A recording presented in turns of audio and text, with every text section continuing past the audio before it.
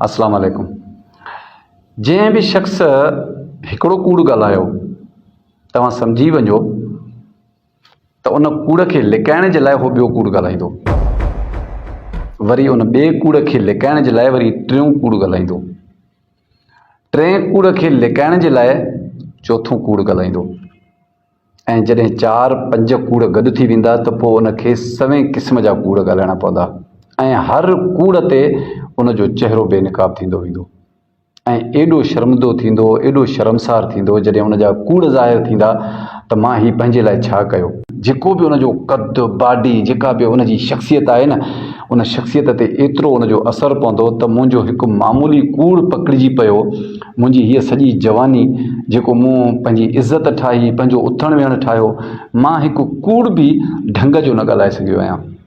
कूड़ त हूअं बि ख़राबु शइ आहे, पर पोइ उनखे पछताव थींदो त मां सॼी ज़िंदगी बाक़ी कयो छा, करे बि कुझु न सघियो आहियां। पंहिंजे सूंहं बि आहे, क़द बि आहे, बाडी बि आहे, सुञाणप बि आहे, वास्ता बि आहिनि, ज़िंदगी में ॻाल्हायो हिकिड़ो कूड़, उहो बि माना पकड़िजी पियो। ॾिसो, कूड़ सां ज़मानो कॾहिं बि चेंज न थींदो, न तव्हां ई चेंज थींदव, न तव्हांजा मसइला चेंज थींदा। जॾहिं बि तव्हां बीहो, सच जो साथ ॾियो, सच ॻाल्हायो, यकीन कयो त सच जेके आहिनि न उहे दिलेर माण्हू ॻाल्हाईंदा आहिनि। जंहिंमें दिलेरी हूंदी आहे न, जंहिंमें दिली पावर हूंदा आहिनि, विल पावर हूंदो आहे न, उहो सच ॻाल्हाईंदो आहे। उनखे कूड़ ॻाल्हाइण जी कॾहिं ज़रूरत ई नाहे पवंदी। हीउ मसइलो तो कयो, हा मां कयो, छो थियो, बसि मूंखां थी वियो, पर मां कयो, कुझु बि थी पए। मुंहिंजो चवण जो ख़ासि तव्हांखे मक़सदु इहो आहे त तव्हां हिकिड़े कूड़ खे लिकाइण जे लाइ तव्हांखे अगरि 100 कूड़ ॻाल्हाइण था पवनि त उहो हिकिड़ो सच ॻाल्हाए उन सां मुंहुं ॾियो। उहो हिकिड़ो जेको तव्हां सच ॻाल्हाईंदो न, उहो तव्हांजी शख़्सियत खे पधिरो कंदो ऐं तव्हांजो क़द वधाईंदो। ॿारहां उमिरि हुई, मां पंहिंजे वालिद साहिब सां हिकिड़े फ़ैसिले में वियुसि। हिकिड़ो तमामु वॾो सानियो हुयो जंहिंमें काफ़ी क़त्ल थी चुका हुया। उनजी वज़ाहत में घणो नथो वञा, पर उनजो हिकिड़ो नंढिड़ो मिसाल तव्हांखे ॿुधायां थो।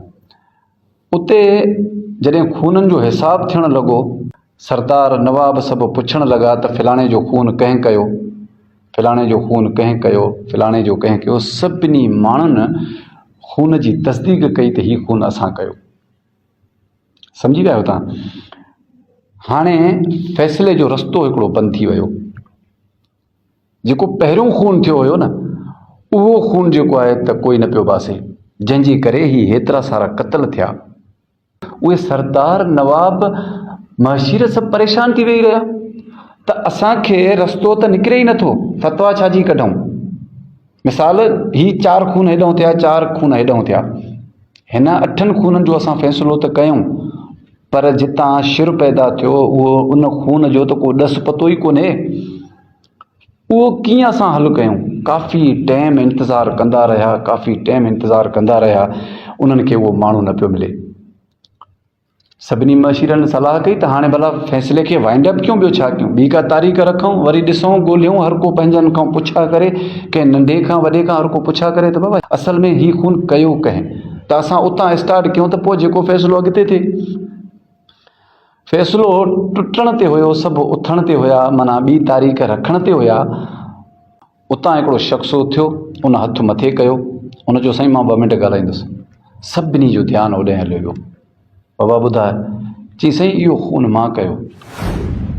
सभिनी जा वात पटिजी विया, सभिनी ताड़ियूं वॼायूं त तोखे लख आफ़रीन आहे, तोखे शाबास आहे, जो माना तो हिकिड़े माना फ़ैसिले जो जेको त मेन जड़ जेको आहे न, तो माना ज़ाहिर करे छॾियो।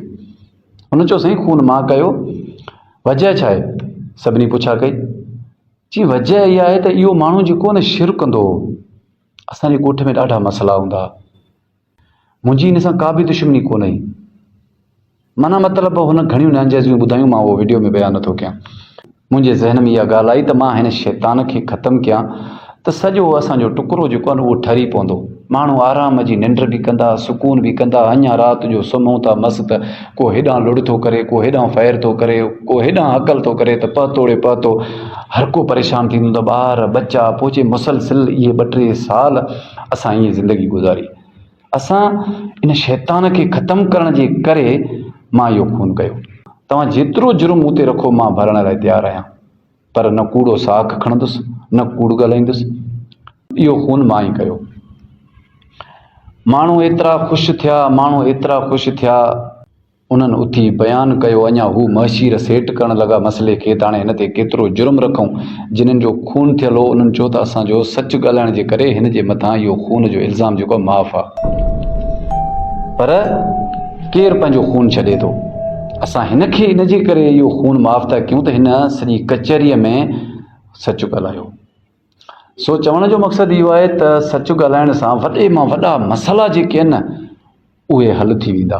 तव्हांजो कद बुत पाडी तव्हांजी शख़्सियत जेका आहिनि उहा ठही बीहंदी। कूड़ ॻाल्हाइण सां को बि मसइलो हल नथो थिए। कूड़ ॻाल्हाईंदा वेंदव, उनखे बचाईंदा वेंदव, हिकिड़ो लिकाईंदव, ॿियो ॻाल्हाईंदव। माण्हुनि जे अॻियां हिकु ॾींहुं तव्हांजो चहिरो बेनकाब थींदो, तव्हां कंहिं कम जा न रहंदव। ऐं जॾहिं तव्हां कंहिं कम जा न रहंदव, माण्हुनि जे अॻियां तव्हांजा चहिरा अची वेंदा। यकीन कयो, माण्हू ई पाण खे चवंदा त यार असां एॾा किना हुआसीं जो हिन शख़्सियत जी इज़त पिया कयूं, जेको कंहिं कम जो कोन्हे, सदाईं कूड़ ॻाल्हाए पंहिंजो टाइम हिन पास कयो आहे। त पोइ तव्हां पंहिंजी शख़्सियत खे कॾहिं बि दाग़दार न बणायो ऐं सच ॻाल्हाईंदा रहो। फ़ैसिलनि में वेहो, किथे बि कचहरी में वेहो, का ग़लती थी वई, दोस्तीअ में ग़लती थी वई, मिटी माइटी में ग़लती थी वई, शींहं थी बीह रहो, सच ॻाल्हायो। कंहिंखे बि कुझु न आहे थियणो। सच ॻाल्हाइण वारनि जे लाइ हज़ार रस्ता आसान थी वेंदा आहिनि। अगरि मुंहिंजो पैगाम तव्हांखे पसंदि अचे त पंहिंजे दोस्तनि सां ज़रूरु शेयर कजो। मां नओं मौज़ू खणी वरी तव्हांजी ख़िदमत में हाज़िर थींदुसि। तेसीं ताईं मूंखे ॾींदा इजाज़त। अलाह निगहबान, सदाईं गॾु।